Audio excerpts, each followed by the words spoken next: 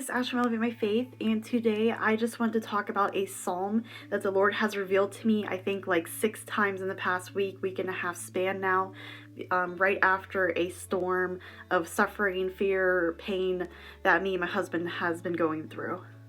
So the storm that me and my husband have been going through is that unfortunately his grandmother did pass away, and it was in a very unexpected way. We just got a call the one day that she was in the hospital not doing good at all. We didn't really know what that meant until we got there, and that's when we found out she pretty much had a heart attack and then she passed out. And then because of her passing out, that caused her brain to get damaged, and then pretty much just put her in a coma, and she would just never wake up from it, is what we found out.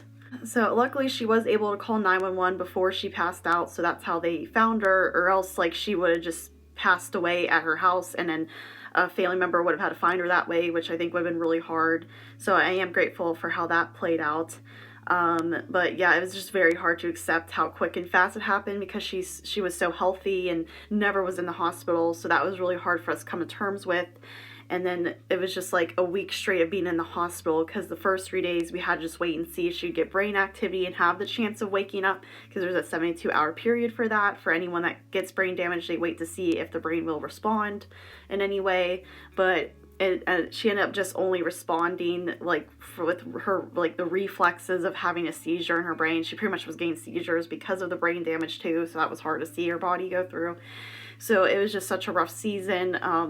Yeah, and then after that, then they took her off the ventilator and was just going to let her stop breathing on her own. But that took about 2 days straight. So my husband, God bless him, he stayed the whole time next to her, slept in the hospital and did everything. I wasn't as strong, unfortunately. I knew I would not be sleeping well in the hospital, and I'm like such a low energy person to begin with, so I knew I would not make it. So I would go back home and try to take care of the house while he did that. But yeah, that was such a hard season to go through.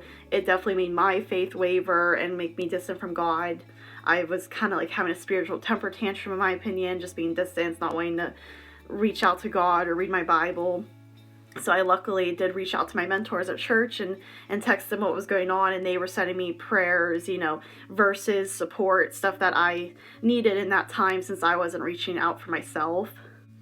My husband was on a much better level of his faith. He continued just pray to God for peace and strength, and he felt it in that storm. So I'm so thankful that he was able to reach out to God and not feel distance like I did. That is something I'm actually gonna be working on this year, because I noticed it. So yeah, that was such a crazy thing to go through and deal with.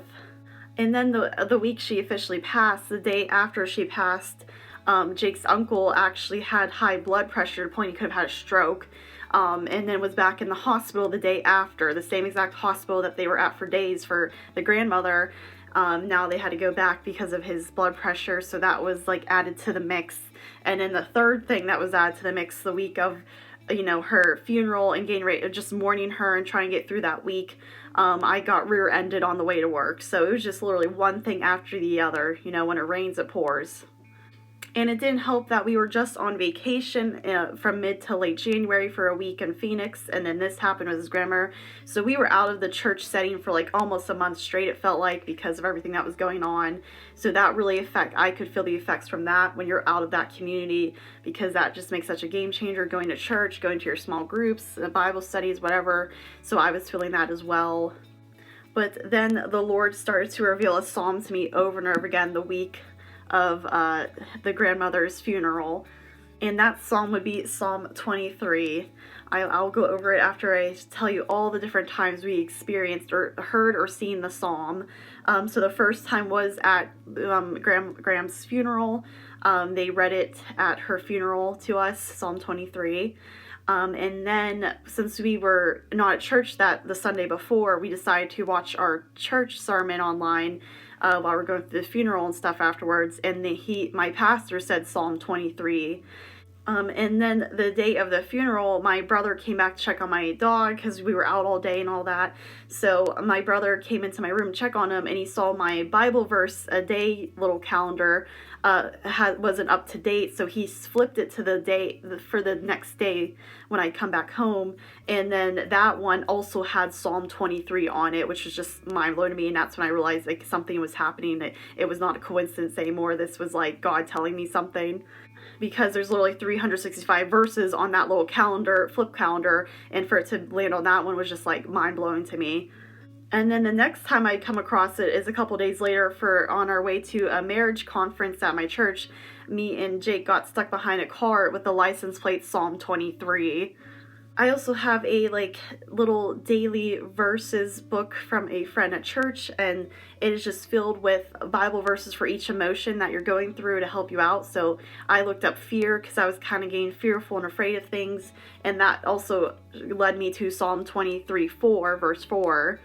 And then the sixth time was today, because my husband works for a Christian network, and he says they were doing an interview with someone and they brought up Psalm 23. So that was the sixth time we encountered Psalm 23 within like a week and a half like span of time. So I think the Lord was just revealing this psalm to me over and over again through my pain, suffering, fearful season, to remind me of his goodness. So we're just going to read over Psalm 23 together, and there's even a whole little page dedicated to it in my New Jesus Bible, so I wanted to go over that with you guys as well. Psalm 23, the Lord is my shepherd, a psalm of David.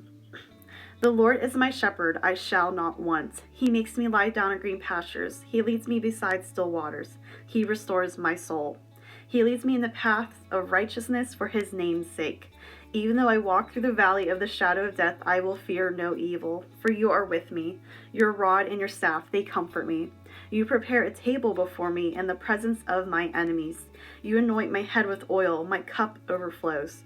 Surely goodness and mercy shall follow me all the days of my life, and I shall dwell in the house of the Lord forever.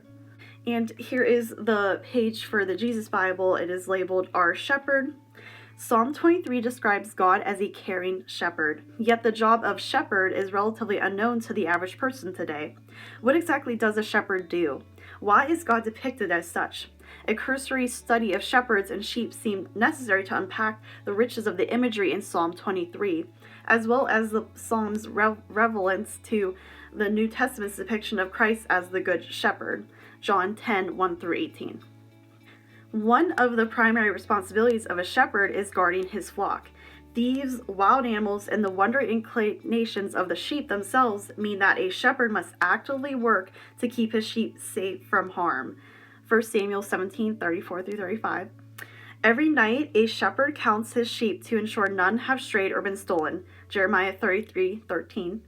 If any of the sheep are missing, he goes out to look for them, discontent to lose any of those under his care. Ezekiel 34:11.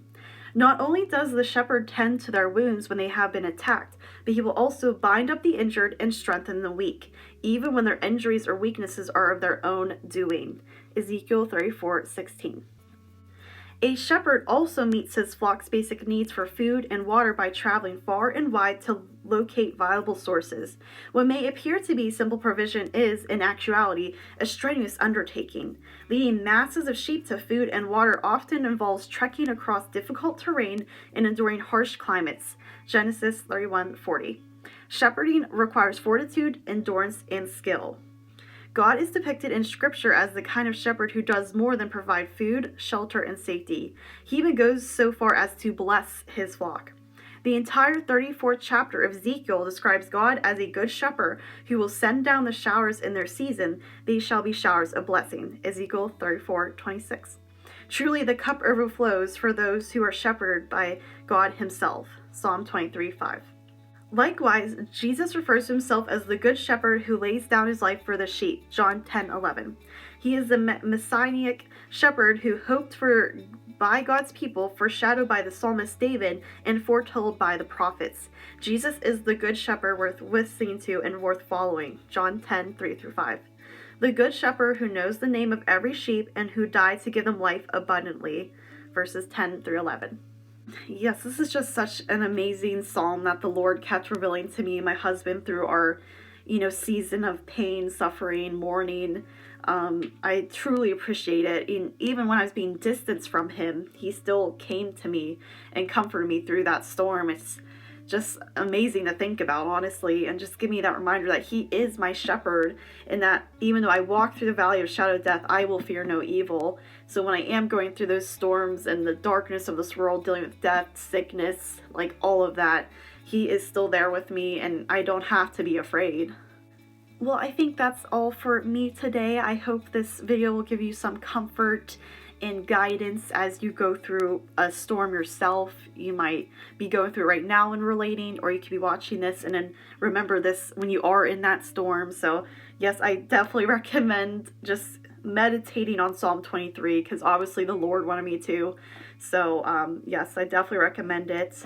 I'm definitely going to remember it through my future storms as well. I'm just thankful the Lord kept revealing that to me through my tough time.